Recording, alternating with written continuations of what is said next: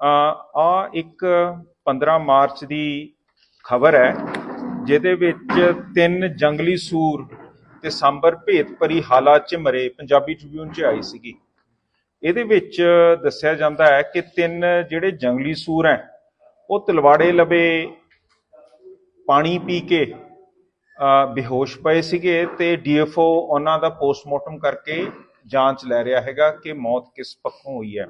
ਇਹੀ ਖਬਰ ਦੱਸਦੀ ਹੈ ਕਿ ਉਹਨਾਂ ਨੂੰ ਇਹ ਸ਼ੱਕ ਹੈਗਾ ਕਿ ਕੋਈ ਜ਼ਹਿਰੀਲਾ ਪਾਣੀ ਜਿਹੜਾ ਇੰਡਸਟਰੀ ਨੇ ਛੱਡਿਆ ਹੈਗਾ, ਉਹ ਹਿਮਾਚਲ ਦੀ ਇੰਡਸਟਰੀ ਨੇ ਨਦੀ ਸਤਲੁਜ 'ਚ ਸੁੱਟਤਾ ਹੈਗਾ, ਜਿਸ ਕਰਕੇ ਇਹ ਸੂਰਾਂ ਬੇਹੋਸ਼ ਪਏ ਸੀਗੇ ਤੇ ਮੁੜ ਕੇ ਮਰ ਗਏ, ਜਿਸ ਕਰਕੇ ਉਹਨਾਂ ਦਾ ਪੋਸਟਮਾਰਟਮ ਹੋਇਆ।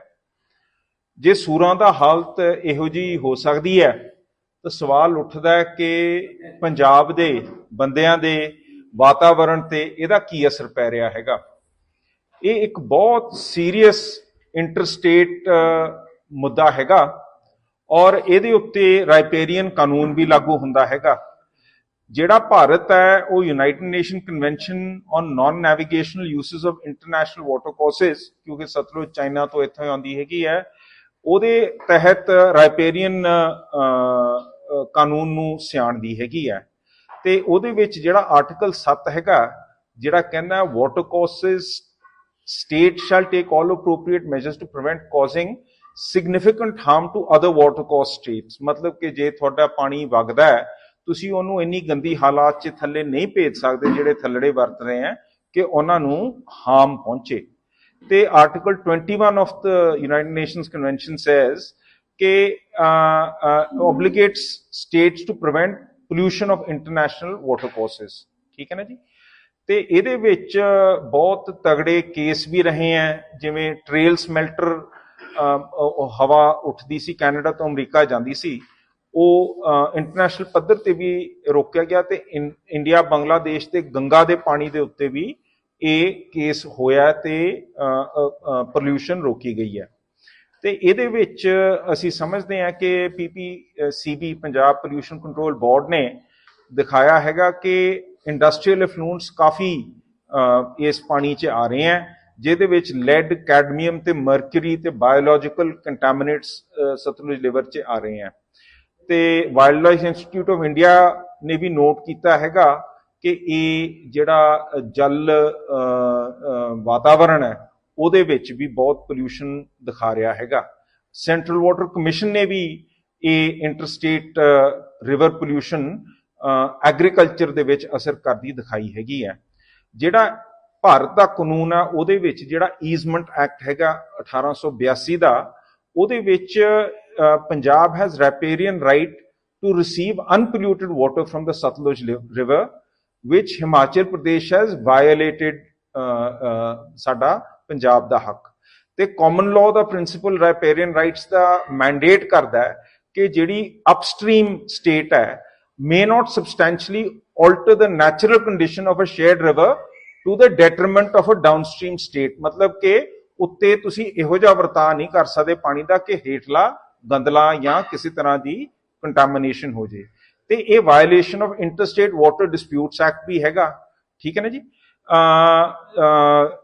ਇਨਵਾਇਰਮੈਂਟਲ ਤੇ ਵਾਈਲਡ ਲਾਈਫ ਲਾਜ਼ ਦਾ ਵੀ ਵਾਇਓਲੇਸ਼ਨ ਹੈਗਾ। Prevention and control of pollution act water ਦਾ 1974 ਦਾ, ਇਨਵਾਇਰਮੈਂਟਲ ਪ੍ਰੋਟੈਕਸ਼ਨ ਐਕਟ 1986 ਦਾ, ਵਾਈਲਡ ਲਾਈਫ ਪ੍ਰੋਟੈਕਸ਼ਨ ਐਕਟ 1972 ਦਾ, ਉਹਦੇ ਵੀ ਇਹ ਉਲੰਘਣਾ ਹੈਗੀ ਹੈ। ਫਿਰ ਜਿਹੜੀ ਸੁਪਰੀਮ ਕੋਰਟ ਨੇ ਡਾਕਟਰੀਨ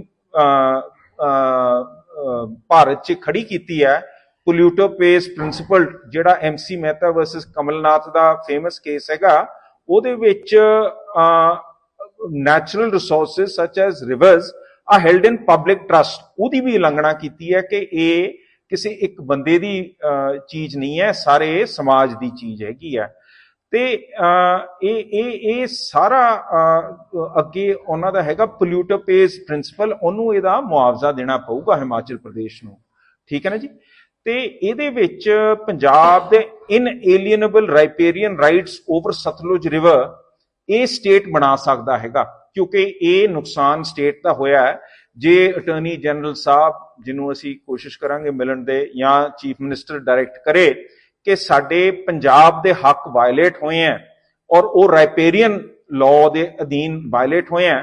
पंजाब का राइपेरियन लॉ भी तगड़ा हुंदा जिहदे नाल कल साडे छेड़ छड़ापा पानी का नहीं हो सकता हैगा।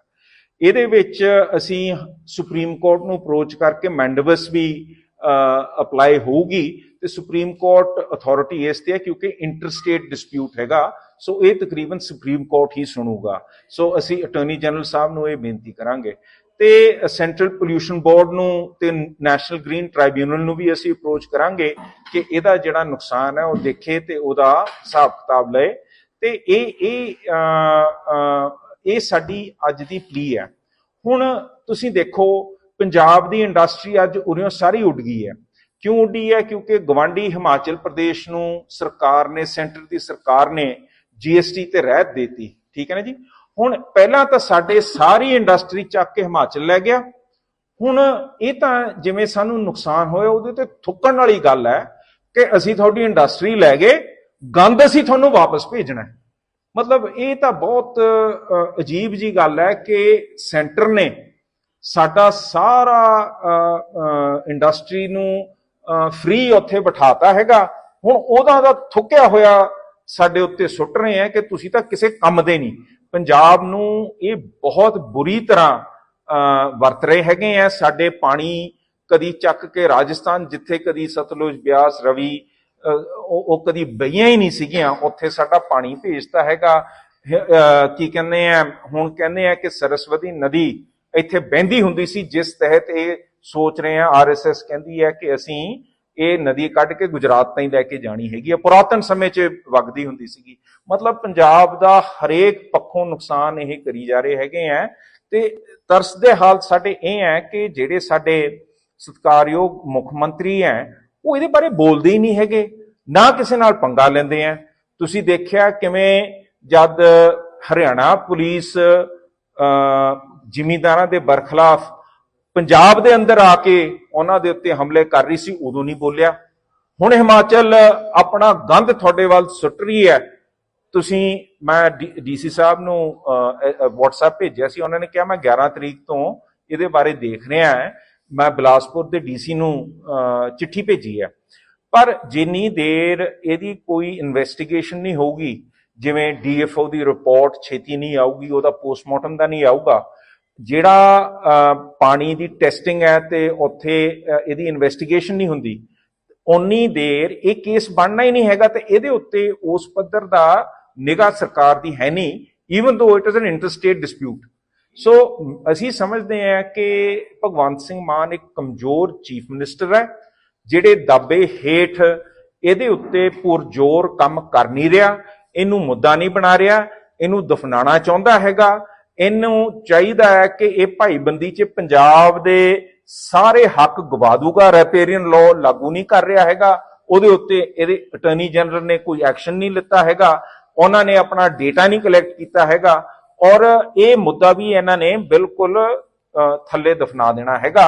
ਸੋ ਅਸੀਂ ਅੱਜ ਸਾਰੇ ਪੰਜਾਬ ਨੂੰ ਜਗਾਉਣ ਆਏ ਹਾਂ ਕਿ ਇਹ ਜ਼ਹਿਰ ਹਿਮਾਚਲ ਪੰਜਾਬ ਵੱਲ ਸੁੱਟ ਰਿਹਾ ਤੇ ਇਹਦੇ ਉੱਤੇ ਸਾਰੇ ਪੰਜਾਬੀਆਂ ਨੂੰ ਆਪਣੇ ਆਪ ਦੇ ਉੱਤੇ ਗੌਰ ਕਰਨੀ ਚਾਹੀਦੀ ਹੈ, ਆਪਣੇ ਜਲ ਵਾਤਾਵਰਣ ਦੇ ਉੱਤੇ ਦੇਖਣਾ ਚਾਹੀਦਾ, ਆਪਣੇ ਜੰਗਲਾਤ ਮਹਿਕਮੇ ਦੇਖਣੇ ਚਾਹੀਦੇ ਆ।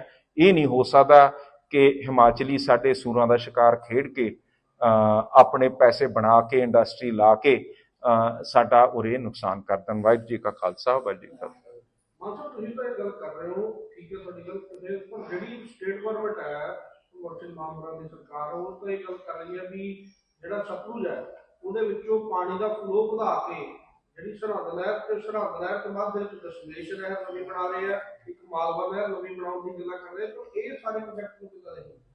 ਦੇਖੋ, ਦਸ਼ਮੇਸ਼ ਨਹਿਰ ਤਾਂ ਵਧੀਆ ਗੱਲ ਹੈ। ਜੇ ਤੁਸੀਂ ਇੱਧਰ ਨੂੰ ਜਾਓਗੇ, ਜਿਉਂ ਚੰਡੀਗੜ੍ਹ ਨੂੰ ਜਾਂਦੇ ਹੋ, ਪਾਣੀ ਤਾਂ ਹੈ ਹੀ ਨਹੀਂ। ਜਿਹੜਾ ਬੋਰ ਉੱਥੇ 40-50 ਫੁੱਟ ਤੇ ਹੁੰਦਾ ਸੀ, ਹੁਣ 200-200 ਫੁੱਟ ਤੇ ਹੋ ਰਿਹਾ ਹੈਗਾ। ਜਿਹੜਾ ਗਰਾਊਂਡ ਵਾਟਰ ਡਿਪਲੀਸ਼ਨ ਹੈ, ਉਹਨੂੰ ਪੰਜਾਬ ਦੇ ਪਾਣੀ ਨਾਲ ਪੰਜਾਬ ਦੇ ਇਲਾਕੇ 'ਚ ਪਹੁੰਚਾਉਣਾ ਤਾਂ ਵਧੀਆ ਗੱਲ ਹੈ। ਪੰਜਾਬ ਦਾ ਪਾਣੀ ਹਰਿਆਣੇ, ਦਿੱਲੀ, ਰਾਜਸਥਾਨ ਨੂੰ ਜਾਏ, ਉਹ ਮਾੜੀ ਗੱਲ ਹੈ।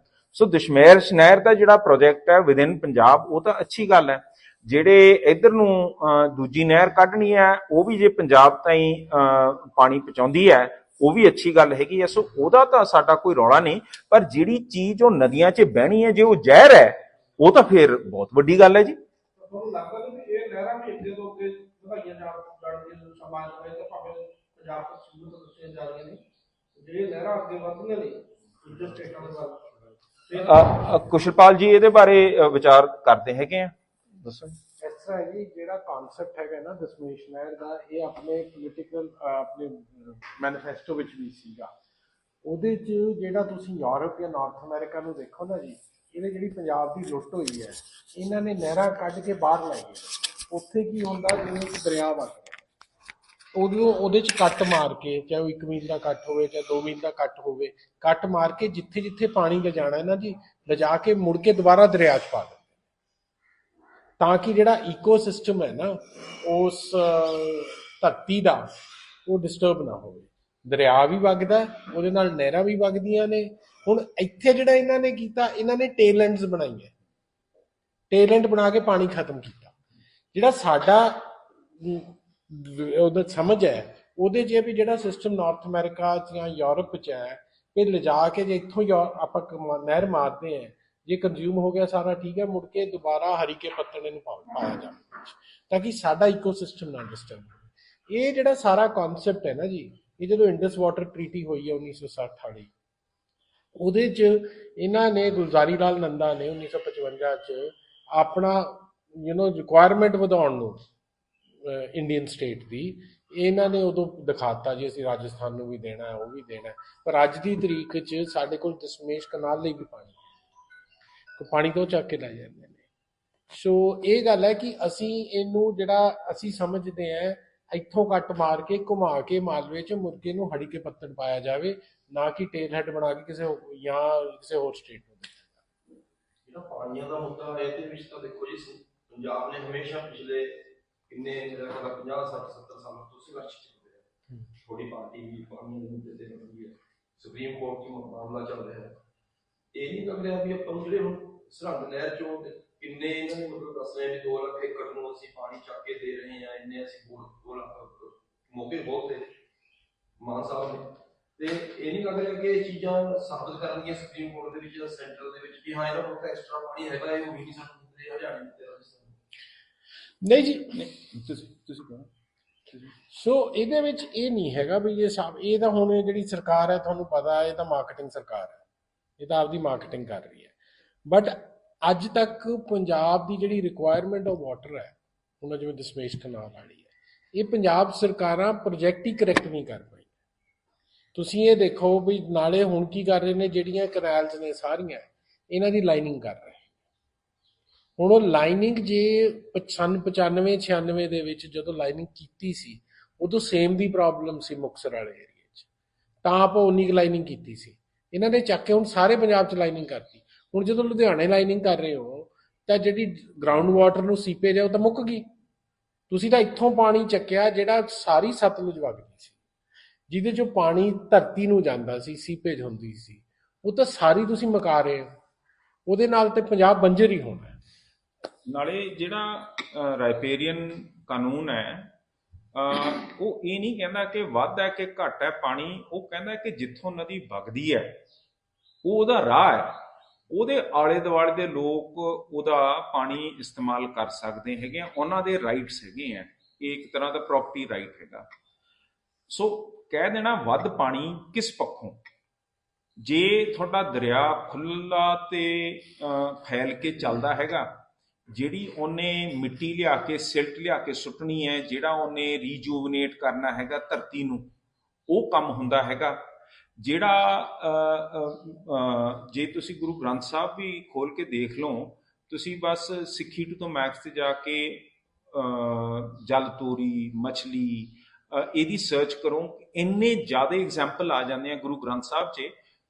ਪਰ ਅੱਜ ਦੇ ਦਿਨ ਤਾਂ ਮੇਰਾ ਖਿਆਲ ਪੰਜਾਬ ਦੇ ਕਿਸੇ ਬੰਦੇ ਨੇ ਨਦੀ ਤਾਈਂ ਪਹੁੰਚਣ ਦੀ ਉਹਨੂੰ ਤਾਂ ਪਤਾ ਹੀ ਨਹੀਂ ਹੋਣਾ ਕਿ ਪਾਣੀ ਕਿਹੋ ਜਿਹਾ, ਕਿਵੇਂ ਹੈ, ਕਿੱਥੇ ਹੈਗਾ। ਠੀਕ ਹੈ ਨਾ ਜੀ। ਸੋ ਇਹ ਜਿਹੜਾ ਵਾਤਾਵਰਣ ਹੈ, ਜਿਹੜੀ ਸਾਡੀ ਰਹਿਣ ਬਹਿਣ ਹੈ, ਇਹ ਕਿੱਥੇ ਲਿਖਿਆ ਹੈ ਕਿ ਰਾਜਸਥਾਨ ਤੇ ਪੰਜਾਬ ਦਾ ਜਿਹੜਾ ਵਾਤਾਵਰਣ ਹੈ ਇੱਕੋ ਜਿਹਾ ਹੈਗਾ। ਜਿੱਥੇ ਪਾਣੀ ਹੈ ਨਹੀਂ, ਰੇਗਿਸਤਾਨ ਹੈ, ਬੰਜਰ ਜ਼ਮੀਨਾਂ ਹੈਗੀਆਂ, ਉੱਥੇ ਦਾ ਜਿਹੜਾ ਕਹਿ ਲਓ ਮਾਰਵਾੜ ਇਲਾਕਾ, ਉੱਥੇ ਦਾ ਰਹਿਣ ਬਹਿਣ ਕਿਸਮ ਹੋਰ ਤਰ੍ਹਾਂ ਦਾ ਹੈ। ਉੱਥੇ ਲੋਕੀ ਸਾਜਰੇ ਉੱਠ ਕੇ 10-11 ਵਜੇ ਤਾਈਂ ਕੰਮ ਕਰਨਗੇ, ਫਿਰ ਸਾਰੀ ਦੁਪਹਿਰ ਜਿਹੜੇ ਤੁਸੀਂ ਸੋਚਦੇ ਹੋ ਕਿ ਪਏ ਹੋਏ ਆ, ਸੁਸਤ ਹੈ, ਕੰਮ ਨਹੀਂ ਕਰਦੇ, ਉਹਨਾਂ ਨੇ ਸ਼ਾਮ ਨੂੰ ਜਾ ਕੇ ਕੰਮ ਕਰਨਾ ਹੈ, ਕਿਉਂਕਿ ਉਹ ਉਸ ਤਰ੍ਹਾਂ ਦੀ ਬਣਤਰ ਹੈ। ਹੁਣ ਪੰਜਾਬ ਦਾ ਵਾਤਾਵਰਣ ਜਿਹੋ ਜਿਹਾ ਸੀਗਾ, ਉਹ ਤੁਸੀਂ ਤੋੜ ਕੇ ਰਾਜਸਥਾਨ ਨੂੰ ਪੰਜਾਬ ਵਾਂਗਾ ਬਣਾਉਂਦੇ ਹੋ, ਇਹ ਕਿੱਥੇ ਲਿਖਿਆ? ਇਹ ਕੀ ਲੌਜਿਕ ਹੈ? ਠੀਕ ਹੈ ਨਾ ਜੀ।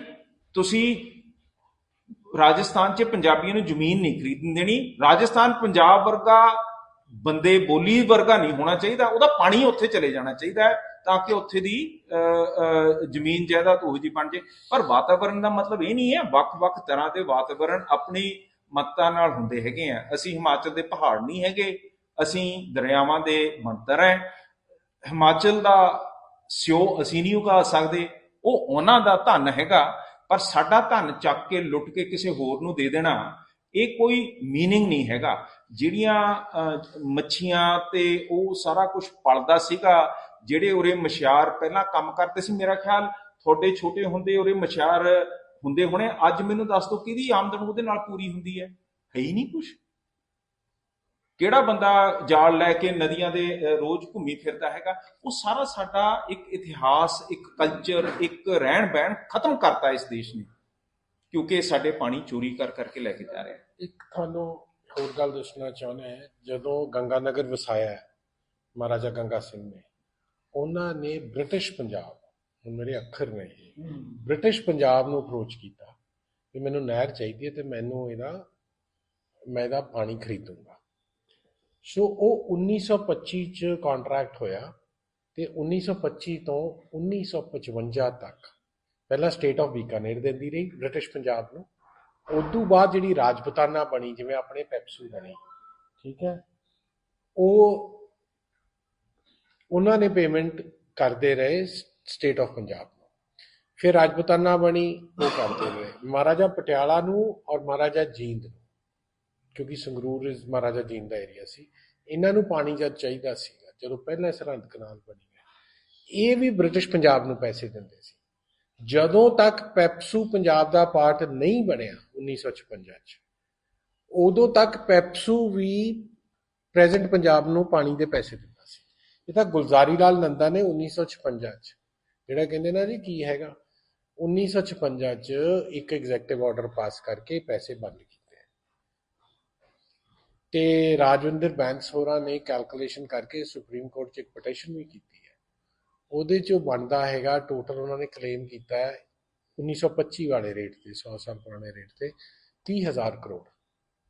ਬਟ ਬੜੀ ਤਰਾਸਦੀ ਹੈ, ਅੱਜ 6 ਸਾਲ ਹੋ ਗਏ ਉਸ ਪਟੀਸ਼ਨ ਨੂੰ, ਇਸ ਸੁਪਰੀਮ ਕੋਰਟ ਨੇ ਸੁਣਵਾਈ ਨਹੀਂ ਕੀਤੀ। ਤੁਹਾਡੀ SYL ਬਣਾਉਣ ਤੇ ਦੂਜੇ ਦਿਨ ਸੁਣਵਾਈ ਹੈ, ਪਰ ਜਿਹੜਾ ਸਾਡਾ ਪੈਸੇ ਦਾ ਕਲੇਮ ਹੈ, ਨਹੀਂ ਇਹ ਤਾਂ ਰਿਜੈਕਟ ਕਰੋ ਨਾ, ਉਹਦੇ ਤੇ ਸੁਣਵਾਈ ਨਹੀਂ। ਪਰ ਹੁਣ ਤਾਂ ਪ੍ਰੋਬਲਮ ਇਹ ਆ ਗਈ ਹੈ ਨਾ ਵੀ ਜੇ ਇੰਨਾ ਗੰਦ ਆਊਗਾ ਤੇ ਜਿਹੜਾ ਚਾਹੇ ਆਦਮੀ ਹੈ, ਚਾਹੇ ਜਾਨਵਰ ਹੈ, ਚਾਹੇ ਮੱਛੀ ਹੈ, ਕੋਈ ਵੀ ਸਰਵਾਈਵ ਨਹੀਂ ਕਰੂਗਾ ਇਸ ਤਰ੍ਹਾਂ। ਤੁਹਾਡੇ ਗੰਦਲੇ ਪਾਣੀ ਦਾ ਦੁਆਰਾ ਆਉਣਾ, ਆਪਾਂ ਗੱਲ ਕਰਦੇ ਹਾਂ ਹਿਮਾਚਲ ਤੋਂ ਪਾਣੀ ਗੰਦਲਾ ਹੋ ਕੇ ਆ ਰਿਹਾ, ਪਰ ਆਪਣੀ ਸਟੇਟ ਦੇ ਵਿੱਚ ਬੁੱਢਾ ਨਾਲਾ ਇੱਕ ਬੜੇ ਵੱਡੇ ਐਗਜ਼ਾਮਪਲ ਹੈ ਸਾਡੇ ਲਈ। ਉਹਦੇ ਪ੍ਰਤੀ ਤੁਹਾਨੂੰ ਲੱਗਦਾ ਵੀ ਸਰਕਾਰਾਂ ਨੇ ਕਿੰਨੀ ਕੁ ਗੰਭੀਰਤਾ ਦਿਖਾਈ ਹੈ? ਜਿਹੜੀ ਸਟੇਟ ਆਪਣੀ ਸਟੇਟ ਸਾਨੂੰ ਤਾਂ ਕੁੱਟਿਆ ਜੀ ਜਦ ਅਸੀਂ ਉੱਥੇ ਇਕੱਠ ਕਰਨ ਲੱਗੇ ਸੀ। ਮੈਂ ਤਾਂ ਹੀ ਕਹਿ ਰਿਹਾ ਨਾ ਵੀ ਆਪਣੀ ਸਟੇਟ 'ਚ ਜੋ ਹੋ ਰਿਹਾ ਉਹਦੇ ਪ੍ਰਤੀ ਸਰਕਾਰਾਂ ਨੂੰ ਗੰਭੀਰਤਾ ਸਾਨੂੰ ਦਿਖਦੀ ਹੈ, ਤਾਂ ਜਿਹੜੀ ਦੂਜੀ ਸਟੇਟ 'ਚੋਂ ਆ ਰਿਹਾ ਉਹਦੀ ਕਿੰਨੀ? ਇਹੀ ਤਾਂ ਮੈਂ ਕਹਿ ਰਿਹਾ, ਇਹ ਬੰਦਾ ਕਮਜ਼ੋਰ ਹੈ, ਇਹ ਆਪਣਿਆਂ ਨੂੰ ਵੀ ਦਬਾਉਂਦਾ ਹੈ ਤੇ ਹੋਰਾਂ ਦਾ ਗੰਦ ਵੀ ਇਹ ਲੈ ਲੂਗਾ। ਇਹਦੇ 'ਚ ਦਮ ਨਹੀਂ ਹੈ। ਇਹ ਦੂਜਾ ਬੁੱਢਾ ਨਾਲਾ ਬਣ ਜਾਣਾ ਤੁਹਾਡਾ, ਕਿਉਂਕਿ ਸਤਲੁਜ ਦਰਿਆ ਤਾਂ ਰਹਿ ਨਹੀਂ ਗਿਆ। ਕਿੱਡਾ ਕੁ ਵਗਦਾ ਆਪਾਂ ਨੂੰ, ਆਪਣੇ ਤਾਂ ਆਪਾਂ ਬੈਠੇ ਆ ਸਤਲੁਜ ਦੇ ਕੰਢੇ ਤੇ, ਜਿਵੇਂ ਪੋਲਿਊਟੈਂਟ ਨਾਲੇ ਪਾਣੀ ਨਹੀਂ ਹੈ ਗੰਦਾ ਜੀ, ਇਹ ਇੰਡਸਟਰੀਅਲ ਵੇਸਟ ਹੈ, ਇਹਦੇ 'ਚ ਕੈਮੀਕਲਸ ਹੈ, ਇਹਦੇ ਵਿੱਚ ਐਸਿਡਸ ਹੈ। ਸੋ ਇਹ ਇਕੱਲਾ ਪਾਣੀ ਨਹੀਂ ਹੈ ਗੰਦਾ, ਵੀ ਗੰਦਾ ਕੁਛ ਨਹੀਂ ਕਰਦੀਆਂ। ਪਰ ਤੁਸੀਂ ਜ਼ਿੰਮੇਵਾਰ ਪਾਰਟੀਆਂ ਦੇ ਨਾਲ ਨੁਮਾਇੰਦੇ ਹੋ, ਤੁਸੀਂ ਲੋਕਾਂ ਦੇ ਨਾਲ ਜੁੜੇ ਹੋਏ ਹੋ, ਕੀ ਲੱਗਦਾ ਵੀ ਜਿਹੜੇ ਤੁਹਾਡੇ ਵਰਗੇ ਜਿਹੜੇ ਲੋਕ ਨੇ ਉਹਨਾਂ ਨੂੰ ਆਪਣੇ ਪੱਧਰ ਦੇ ਉੱਤੇ ਨਹੀਂ ਕੋਈ ਇੱਕ ਤਰ੍ਹਾਂ ਦਾ ਐਫਰਟ ਕਰ ਲੈਣਾ ਚਾਹੀਦਾ, ਕੋਈ ਟੈਸਟ ਇਸ ਤਰ੍ਹਾਂ ਦੇ ਕਰਾ ਕੇ ਸਰਕਾਰਾਂ ਦੇ ਸਾਹਮਣੇ ਇਹ ਰਿਪੋਰਟਾਂ ਜਿਹੜੀਆਂ ਨੇ ਉਹ ਰੱਖਣੀਆਂ ਚਾਹੀਦੀਆਂ? ਅੱਜ ਅਸੀਂ ਜਿਹੜੇ ਏਡੀਸੀ ਮੈਡਮ ਨੂੰ ਮਿਲੇ ਸੀਗੇ, ਉਹਨਾਂ ਨੇ ਤਾਂ ਇਹ ਟੈਸਟਿੰਗ ਬਾਰੇ ਇੱਕ ਪੈਨਲ ਖੜਾ ਕਰਨ ਨੂੰ ਉਹਨਾਂ ਨੇ ਆਦੇਸ਼ ਦਿੱਤੇ ਹੈ। ਵੈਸੇ ਵੀ ਡੀਸੀ ਨੇ ਭਰੋਸਾ ਦਿੱਤਾ ਹੈਗਾ। ਜਿੱਥੇ ਤੱਕ ਸਾਡੀ ਗੱਲ ਹੈ, ਅਸੀਂ ਤਾਂ ਇਕੱਠੇ ਹੋ ਕੇ ਕੋਸ਼ਿਸ਼ ਕਰਦੇ ਹਾਂ, ਜੇ ਅਸੀਂ ਕੁਝ ਕਰ ਸਕਦੇ ਹਾਂ ਇਹਦੇ ਬਾਰੇ ਟੈਸਟਿੰਗ। ਹੁਣ ਇਸ 'ਚ ਪ੍ਰੋਬਲਮ ਇਹ ਹੈ ਕਿ ਸਾਨੂੰ ਕੋਈ ਅਪਰੋਪਰੀਏਟ ਲੈਬੋਰੇਟਰੀਜ਼ ਨੂੰ ਅਪਰੋਚ ਕਰਨਾ ਪੈਣਾ ਹੈਗਾ। ਤੇ ਮੈਂ ਪਹਿਲਾਂ ਕਰਕੇ ਦੇਖਿਆ ਗੋਬਿੰਦਗੜ੍ਹ ਦੇ ਇਲਾਕੇ 'ਚ, ਜਿੱਥੇ ਸੇਮ ਪ੍ਰੋਬਲਮ ਆ ਰਹੀ ਹੈ ਇੰਡਸਟਰੀਅਲ ਪੋਲਿਊਸ਼ਨ ਦੀ ਪਾਣੀਆਂ ਦੇ ਵਿੱਚ, ਉਹ ਬੈਕਆਊਟ ਜੀਆਂ ਕਰ ਜਾਂਦੀਆਂ। ਪਤਾ ਨਹੀਂ ਕਿਹੋ ਜਿਹੇ ਪ੍ਰੈਸ਼ਰ ਹੈ, ਕਿਹੋ ਜਿਹੇ ਨਹੀਂ, ਲਾਲਚ ਹੈ, ਕੀ ਹੈ। ਸੋ ਜੇ ਤੁਹਾਡੇ ਨੋਟਿਸ ਕਰਦੀ ਸੀ, ਮਹਿਕਮੇ ਕਰਦੇ ਨਹੀਂ ਹੈਗੇ। ਸਰਕਾਰੀ ਮਹਿਕਮੇ ਵੀ ਜੇ ਤੁਸੀਂ ਭਰ ਵੀ ਦਿਓ ਫੀਸ, ਉਹ ਖੱਬੇ ਸੱਜੇ ਹੋ ਜਾਂਦੇ ਹੈਗੇ ਆ। ਤੇ ਪਰ ਅਸੀਂ ਇਹ ਤਾਂ ਬੁਜ਼ਦਿਲੀ ਵਾਲੀ ਗੱਲ ਆ। ਅਸੀਂ ਕੋਸ਼ਿਸ਼ ਕਰਾਂਗੇ ਅਪਰੋਚ ਕਰਕੇ, ਸ਼ਾਇਦ IIT ਰੋਪੜ ਨੂੰ ਆਪਾਂ ਰੈਪਰੈਜ਼ੈਂਟੇਸ਼ਨ ਨੂੰ ਦਿੰਦੇ ਹਾਂ ਕਿ ਤੁਸੀਂ ਸਾਡੀ ਟੈਸਟਿੰਗ ਕਰਕੇ ਦਿਓ ਤੇ ਇਹਦਾ ਪਤਾ ਕਰਕੇ ਦਿਓ। ਪਰ ਫਰਕ ਇਹ ਹੈ ਕਿ ਅਸੀਂ ਹੈਗੇ ਆ ਇੱਕ ਪਾਰਟੀ, ਸਾਡੇ ਸਾਧਨ ਤੇ ਸਾਡੀ ਪਹੁੰਚ ਉਸ ਪੱਧਰ ਦੀ ਹੈ। ਤੇ ਜਿੱਥੇ ਅਸੀਂ ਪੰਜਾਬ ਦੇ ਪਾਣੀ, ਵਾਤਾਵਰਣ ਤੇ ਲੋਕਾਂ ਦੇ ਚਿੰਤਕ ਹੈ, ਉੱਥੇ ਇਹ ਅਸਲ ਜ਼ਿੰਮੇਵਾਰੀ, ਮਾਫ ਕਰਨਾ, ਹੁੰਦੀ ਹੈ ਸਰਕਾਰਾਂ ਦੀ। ਕਿਉਂਕਿ ਉਹ ਆਪਣੇ ਆਪ ਨੂੰ ਇਸ ਮੁਲਕ ਦੇ ਵਾਰਿਸ ਕਹਾਉਂਦੇ ਆ, ਇਸ ਸਟੇਟ ਦੇ ਵਾਰਿਸ ਕਹਾਉਂਦੇ ਹੈਗੇ ਆ। ਤੇ ਉਹਨਾਂ ਜੇ ਉਹ ਨਾ ਇਸ ਇੱਧਰ ਨੂੰ ਤੁਰਨ, ਫਿਰ ਮੁਸ਼ਕਿਲ ਹੋ ਜਾਂਦੀ ਹੈਗੀ ਹੈ। ਸੋ ਅੱਜ ਅਸੀਂ ਜਨਤਕ ਕਰ ਰਹੇ ਹਾਂ। ਜਿਹੜੀਆਂ ਅਗਲੀਆਂ ਸਟੈਪਸ ਹੈ, ਜਿਹੜੇ ਇਹਦੇ ਅਗਲੇ ਸਟੈਪਸ ਆ, ਅਸੀਂ ਨਾਲ ਦੀ ਨਾਲ ਲੈਂਦੇ ਰਹਾਂਗੇ। ਤੁਹਾਨੂੰ ਸਾਰਿਆਂ ਨੂੰ ਬੇਨਤੀ ਹੈ ਜੀ ਕਿ ਆਪਾਂ ਇਹਦੇ 'ਚ ਨਾ ਪਬਲਿਕ ਓਪੀਨੀਅਨ ਬਣਾਈਏ, ਇਹਨੂੰ ਵਾਸਟਲੀ ਰਿਪੋਰਟ ਕਰੀਏ ਤੇ ਇਹਦੇ ਤੇ ਆਪਾਂ ਐਕਸਰਸਾਈਜ਼ ਕਰੀਏ ਸਾਰੇ ਰਲ ਕੇ। ਅਸੀਂ ਤਾਂ ਸੁਹਿਰਦ ਹੈਗੇ ਆ ਇਸ ਕੰਮ ਲਈ, ਬਹੁਤ ਸੰਜੀਦਾ ਹੈ। ਤੇ ਜੇ ਮਤਲਬ ਆਪਾਂ ਸਾਰੀ ਪਬਲਿਕ ਓਪੀਨੀਅਨ ਬਿਲਡ ਹੋਊਗੀ, ਪਬਲਿਕ ਪ੍ਰੈਸ਼ਰ ਹੋ ਗਿਆ, ਮੇ ਬੀ ਅਗਲੀ ਇਲੈਕਸ਼ਨ ਤੱਕ ਇਹ ਮੁੱਦਾ ਬਣੇ ਸਾਡਾ ਸਭ ਤੋਂ ਵੱਡਾ, ਫਿਰ ਇਹ ਕੁਝ ਸਰਕਾਰਾਂ ਹਿੱਲਣਗੀਆਂ, ਨਹੀਂ ਤਾਂ ਇਹਨਾਂ ਦੇ ਕੰਨਾਂ ਤੇ ਜੂੰ ਨਹੀਂ। ਜੇ ਦਿੱਲੀ ਨੂੰ ਇੱਥੇ ਦੀ ਫਾਰਮ ਦੀ ਅੱਗ ਪਹੁੰਚ ਜਾਂਦੀ ਹੈ, ਉੱਥੇ ਤਾਂ ਸਾਰੇ ਰੌਲਾ ਪਾ ਦਿੰਦੇ ਆ, ਦਬਾਅ ਪਾ ਦਿੰਦੇ ਆ। DC ਚੱਕ ਕੇ ਸਕੁਆਡਾਂ ਭੇਜ ਦਿੰਦੇ ਆ ਕਿ ਤੂੰ ਅੱਗ ਬਾਲੀ, ਮੈਂ ਤੇਰੇ ਤੇ ਕੇਸ ਪਾਉਂਦਾ ਹੈ। ਹਿਮਾਚਲ ਨਾਲ ਬੈਠਾ, DC ਉਰੇ ਬੈਠਾ, ਚਿੱਠੀ ਪਾਤੀ ਹੈ, ਦੇਖੋ ਕੀ ਬਣਦਾ। ਕੋਈ ਸਕੁਆਡ ਉਹਨੇ ਭੇਜੀ ਹੈ, ਨਹੀਂ ਭੇਜੀ, ਜ਼ਿਮੀਂਦਾਰਾਂ ਨੂੰ ਤਾਂ ਨੱਪ ਲੈਣਗੇ। ਤੁਸੀਂ ਸਾਲ ਪੁੱਛ ਰਹੇ ਸੀ ਜਿਹੜਾ ਪੂਰੇ ਵੀ, ਚਲੋ ਆਪਾਂ ਹਿਮਾਚਲ ਦੀ ਗੱਲ, ਜਿਹੜਾ ਪੰਜਾਬ ਵਿੱਚ ਵੀ ਆਪਣੇ ਜਿਹੜੇ ਇੱਧਰ ਧਨੌਲੀ ਦੇ ਏਰੀਏ ਵਿੱਚ ਇੰਡਸਟਰੀ ਲੱਗੀ ਹੋਈ ਹੈ, ਜਾਂ ਇੱਧਰ ਬੰਨ ਮਾਜਰੀ ਹੈ, ਉਹ ਵੀ ਤਾਂ ਪਾਣੀ ਨਦੀਆਂ 'ਚ ਘੇਰ ਰਹੀ ਹੈ। ਤੇ ਜਿਹੜਾ ਤੁਸੀਂ ਦੇਖੋ ਖਰੜ ਨਗਰ ਕੌਂਸਲ ਕੋਲ ਟ੍ਰੀਟਮੈਂਟ ਪਲਾਂਟ ਨਹੀਂ ਚੱਲਦਾ, ਬਹੁਤ ਘੱਟ ਨਹੀਂ ਚੱਲਦਾ। ਉਹਨਾਂ ਨਦੀ ਭਰੀ ਵੀ ਨਾ, ਕਿ ਨਹਿਰਾਂ ਭਰਦੀਆਂ, ਉਹਦਾ ਪਾਣੀ ਜਿਹੜਾ ਮਤਲਬ ਜਿੱਥੇ ਆਪਾਂ ਸੌਖੀ ਆਵਾਜ਼ ਕਰ ਦਿੰਦੇ, ਉੱਥੇ ਧਰਨਾ ਵੀ ਲਾ ਸਕਦੇ ਆ। ਉਹਨਾਂ ਨੇ ਤਾਂ ਜਿਹੜਾ ਪਿੰਡਾਂ ਦੇ ਅੱਗੇ ਪਾਣੀ ਖਰਾਬ ਕਰਤੇ। ਉਹ ਵੀ ਮੁੱਦਾ ਹੈਗਾ। ਜਿਹੜੇ ਤੁਹਾਡੇ ਡੰਪ ਹੈ, ਜੇ ਤੁਸੀਂ ਹੁਣ ਮੈਂ ਅੰਮ੍ਰਿਤਸਰ 'ਚ ਇਹ ਕੰਮ ਕੀਤਾ, ਉੱਥੇ ਕੀ ਕਹਿੰਦੇ ਆ, ਜਿਹੜਾ ਡੰਪ ਹੈਗਾ ਜਿੱਥੇ ਸਾਰਾ ਪੈਂਦਾ ਹੈਗਾ ਕਚਰਾ, ਹੁਣ ਜਦ ਮੀਂਹ ਪੈਂਦਾ ਹੈ, ਉਹ ਪਹਾੜ ਮੇਰਾ ਖਿਆਲ ਘੱਟੋ ਘੱਟ 40-50 ਫੁੱਟ ਦੇ ਪਹਾੜ ਬਣੇ ਹੋਏ ਆ। ਉਹ ਪਾਣੀ ਉਹਦੇ ਵਿੱਚੋਂ ਲੰਘ ਕੇ ਸਾਰਾ ਕੈਮੀਕਲ ਚੱਕ ਕੇ ਥੱਲੇ ਧਰਤੀ 'ਤੇ ਆਉਂਦਾ। 1.5 ਕਿਲੋਮੀਟਰ ਦੂਰ ਹਰਿਮੰਦਰ ਸਾਹਿਬ ਦੇ ਸਰੋਵਰ ਹੈ। ਹੁਣ ਇਹ ਪਾਣੀ ਥੱਲੇ ਜਾਊਗਾ, ਥੱਲੇ ਪਾਣੀ 'ਚ ਮਿਕਸ ਹੋਊਗਾ। ਉੱਥੇ ਸਰੋਵਰ ਦੀ ਜਿਹੜੀ ਥੱਲੜੀ ਲਾਈਨਿੰਗ ਹੈ ਉਹ ਕੱਚੀ ਹੈ, ਠੀਕ ਹੈ ਨਾ। ਉੱਥੋਂ ਸੀਪੇਜ ਕਰਕੇ ਗਰਾਊਂਡ ਵਾਟਰ ਉਹਦੇ ਵਿੱਚ ਆ ਜਾਊਗਾ, ਤੇ ਉਹਦੇ ਵਿੱਚ ਤੁਸੀਂ, ਮੈਂ ਤੁਹਾਨੂੰ ਵੀਡੀਓ ਭੇਜ ਸਕਦਾ, ਇੰਨਾ ਗੰਦਾ ਪਾਣੀ ਹੈ। ਸੋ ਜਿੱਥੇ ਇੰਡਸਟਰੀਅਲ ਪੋਲਿਊਸ਼ਨ ਹੈਗੀ ਹੈ, ਉੱਥੇ ਮਿਊਨਿਸਪਲ ਪੋਲਿਊਸ਼ਨ ਵੀ ਬਹੁਤ ਜ਼ਿਆਦਾ ਹੈ। ਜਿਹੜਾ ਤੁਹਾਡਾ ਇੱਧਰ ਦਾ ਸੀਵਰੇਜ ਹੈ, ਉਹ ਵੀ ਜਿਹੜੀਆਂ ਸ਼ਿਕਾਇਤਾਂ ਆ ਰਹੀਆਂ, ਉਹ ਸਿੱਧਾ ਨਦੀ 'ਚ ਭੇਜਿਆ, ਭਾਖੜਾ ਮੇਨ ਲਾਈਨ 'ਚ ਜਾ ਰਿਹਾ। ਸੋ ਇਹ ਜਿਹੜਾ ਪੋਲਿਊਸ਼ਨ ਦਾ ਇਸ਼ੂ ਹੈ, ਇਹ ਸਰਕਾਰ ਦੇ ਅਵੇਸਲੇ ਹੋਣ ਦਾ ਹੈ। ਆਪਣਾ ਇਹਦੇ ਉੱਤੇ ਨਿਗਾਹ ਪਾਉਣ ਦੀ ਥਾਂ ਇਹਦੇ ਹੋਰ ਚੀਜ਼ਾਂ ਤੇ ਸਬਸਿਡੀਆਂ ਪਾ ਦੇਣੀਆਂ, ਇਹਨੂੰ ਸੋਲਵ ਕਰਨ 'ਚ ਕੋਈ ਕਹਿ ਨਹੀਂ ਰਿਹਾ। ਜੇ ਤੁਸੀਂ ਅਮਰੀਕਨ ਡਿਪਲੋਮੈਟਸ ਤੇ ਉਹਨਾਂ ਦੀ ਪੋਸਟਿੰਗ ਦੀ ਪ੍ਰੈਫਰੈਂਸ ਦੇਖੋ, ਇੰਡੀਆ ਪਾਕਿਸਤਾਨ ਨਹੀਂ ਆਉਂਦੇ, ਕਿਉਂਕਿ ਉਰੇ ਗੰਦ ਤੇ ਪੋਲਿਊਸ਼ਨ ਇੰਨੀ ਜ਼ਿਆਦਾ ਹੈ। ਇੱਥੇ ਆਉਣਾ ਨਹੀਂ ਪਸੰਦ ਕਰਦੇ ਕਿ ਯਾਰ ਇਹ ਥਾਂ ਗੰਦੀ ਹੈ ਯਾਰ। ਹੁਣ ਮੋਦੀ ਸਾਹਿਬ ਕਹਿੰਦੇ ਆ ਮੈਂ ਟੂਰਿਜ਼ਮ ਵਧਾਉਣੀ ਹੈ। ਵੀਰ ਜੀ ਜਰਾ ਸੋਚ ਲਓ ਯਾਰ, ਗੰਦੇ ਘਰ 'ਚ ਕੌਣ ਜਾਂਦਾ ਹੈ? ਸੋ ਇਹ ਬਹੁਤ ਸੀਰੀਅਸ ਪ੍ਰੋਬਲਮ ਹੈ। ਜਿਹੜਾ ਪਤਾਲਪੁਰੀ ਸਾਹਿਬ ਆ ਜਿੱਥੇ ਆਪਾਂ ਆਪਣਾ ਸੋ ਇਸ਼ਨਾਨ ਵੀ ਕਰਦੇ ਉੱਥੇ ਸਾਰੀ ਕੀਰਤਪੁਰ ਸਾਹਿਬ ਦਾ ਸੀਵਰੇਜ ਆਉਂਦਾ ਹੈ ਦਰਿਆ ਵਿੱਚ ਮਿਕਸ ਹੁੰਦਾ। ਆਪਾਂ ਨੇ ਬਥੇਰੀਆਂ ਖਬਰਾਂ ਲਾ ਲਈਆਂ, ਹੋਰ ਗੱਲ ਐਨਜੀਟੀ ਤੱਕ ਚਲੇ ਗਿਆ ਮਾਮਲਾ, ਐਨਜੀਟੀ ਨੇ ਵੀ ਹੱਥ ਖੜੇ ਕਰਤੇ, ਸਰ ਜੀ ਮੁੜ ਕੇ ਆ ਗਿਆ ਕੋਈ ਮਾਮਲਾ। ਹਿਊਮਨ ਨੇਚਰ ਸਮਝੋ ਪਹਿਲਾਂ, ਅਸੀਂ ਕੋਵਿਡ 'ਚ ਕਿੱਦਾਂ ਤੜਫੇ, ਸਰਕਾਰਾਂ ਤੜਫੀਆਂ, ਲੋਕ ਕਿਉਂ ਤੜਫੇ? ਠੰਡ ਦੇ ਮਰ ਰਹੇ ਥੇ। ਜਿੱਦ ਤੱਕ ਬੰਦੇ ਠੰਡ ਦੇ ਨਹੀਂ ਮਰਨਗੇ ਜਿੱਦਾਂ ਸੂਰ ਮਰੇ ਆ, ਕੁਛ ਨਹੀਂ ਬੰਦੇ ਚਲੋ ਰੱਬ ਨਾ ਕਰੇ, ਕੀ ਪਤਾ ਹੋਣੇ ਨਹੀਂ, ਤੁਹਾਡੀ ਰਿਪੋਰਟਿੰਗ ਹੀ ਸ਼ਾਇਦ ਜਿੱਦਾਂ ਬੰਦੇ ਮਰਨੇ ਸ਼ੁਰੂ ਹੋਣੇ। ਇਹ ਵੀ ਤੁਹਾਡੀ ਇਨਵੈਸਟੀਗੇਸ਼ਨ ਦੀ ਘਾਟ ਹੈ, ਬੰਦੇ ਮਰੇ ਹੈ, ਪਰ ਤੁਸੀਂ ਉਹਦਾ ਕਾਜ਼ ਆਫ ਡੈਥ ਕੁਝ ਹੋਰ ਸਮਝ ਲਿਆ। ਜਿਹੜੀ ਤੁਹਾਡੀ ਲਾਈਫ ਸਪੈਨ ਸ਼ਾਰਟ ਹੋ ਰਹੀ ਹੈ, ਜਿਹੜੇ ਤੁਹਾਡੇ ਅੰਦਰ ਪੋਲਿਊਟਨਸ, ਕੈਂਸਰਸ ਵੱਧ ਰਹੇ ਹੈ, ਜੇ ਤੁਸੀਂ ਉਹਨਾਂ ਨੂੰ ਟਰੇਸ ਕਰਕੇ ਇੱਥੇ ਤਾਈਂ ਲੈ ਕੇ ਜਾਓ, ਜੋ ਕਿ ਰਿਪੋਰਟਿੰਗ ਦੀ ਘਾਟ ਹੈ, ਉਹ ਤੁਹਾਨੂੰ ਮੌਤਾਂ ਵੀ ਦਿਖ ਜਾਣਗੀਆਂ। ਸਾਡੀ ਸਲੋਪ ਹੈ ਜਿਹੜਾ ਉਹਦੇ ਵੱਲ ਕੋਈ ਨਹੀਂ ਦੇਖਦਾ। ਸਲੋਪ ਬਹੁਤ ਚੱਲ ਰਹੀ ਹੈ ਸਾਡੇ ਦੇਸ਼ 'ਚ, ਤਾਂ ਇਹ ਹੈ ਜਦ ਐਟ ਏ ਟਾਈਮ ਮਰਨਾ ਚਾਹੀਦਾ। ਡਰਾਈਵਰ ਪਾਣੀ ਪੀਤਾ ਪਤਾ ਮਰ ਗਿਆ। ਮੈਂ ਤੁਹਾਡੀ ਭਾਵਨਾ ਸਮਝਦਾ ਹਾਂ। ਸਰਕਾਰ ਨੂੰ ਲੱਗੇ ਕਿ ਜਦੋਂ ਬੰਦੇ ਮਰਨਗੇ ਚਲੋ ਇਹ ਲਿਆਓ, ਚਲੋ ਐ ਹੈ ਦੇਖੋ, ਸਰਕਾਰਾਂ ਸਾਡਾ ਸ਼ਿਕਾਰ ਖੇਡਦੀਆਂ ਰਹੀਆਂ, ਸਾਨੂੰ ਸੂਰ ਵਰਗੇ ਸਮਝਦੇ ਰਹੇ ਆ, ਅੱਜ ਸਾਡੇ ਸਾਥੀ ਉਹ ਮਰ ਗਏ ਹੈਗੇ, ਤੁਸੀਂ ਐ ਮੰਨ ਲਓ। ਨਹੀਂ ਐ ਮੰਨ ਲਓ ਤੁਸੀਂ ਇਹ ਮਤਲਬ ਇਹਨਾਂ ਦੇ ਉਹਨਾਂ ਨੂੰ ਕਿ ਤਾਂ ਜਾ ਕੇ ਸਰਕਾਰ ਮੈਂ ਤੁਹਾਡੀ ਗੱਲ ਸਮਝ, ਮੈਂ ਇਹਦੇ ਨਾਲ ਇਹ ਤੁਹਾਡੇ ਮੂੰਹ ਚੋਂ ਇਹ ਕਵਾਉਣਾ ਚਾਹੁੰਦਾ ਨਹੀਂ, ਮੈਂ ਨਹੀਂ ਕਹਿ ਸਕਦਾ ਹੈਗਾ ਕਿ ਲੋਕੀ ਮਰਨ, ਨਹੀਂ, ਉਹ ਤੁਸੀਂ ਸਮਝਦੇ ਹੋ। ਗੱਲ ਨੂੰ ਮੇਰੀ ਤੁਸੀਂ ਸਮਝ ਮੈਂ ਕਹਿੰਦਾ ਕਿ ਮਰ ਰਹੇ ਆ, ਮੈਂ ਕਹਿੰਦਾ ਸਮਝ ਰਹੇ ਜਿਹੜਾ ਉਹ ਕਹਿਣਾ ਚਾਹੁੰਦੇ ਨੇ, ਉਹ ਕਹਿਣਾ ਚਾਹੁੰਦੇ ਨੇ ਕਿ ਅੱਜ ਤੱਕ ਸੂਰ ਮਰੇ ਆ, ਸਰਕਾਰ ਨੂੰ ਕੋਈ ਫਰਕ ਨਹੀਂ, ਕਿਆ ਬੰਦੇ ਮਰਨਗੇ ਤਾਂ ਫਰਕ ਪਊਗਾ।